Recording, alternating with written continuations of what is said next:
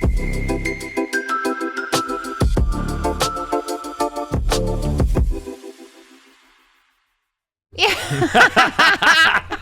like, in terms of support this year, looking at our distributor network, the education and training, the train the trainer, the champion training, that seems to be having an impact now out there in the field. So take Ireland as an example, where they've now got a good team of people who are able to do more with the customers, have been doing a lot of train the trainer, customer focus training, and also lots of workshops, signing off people as competent.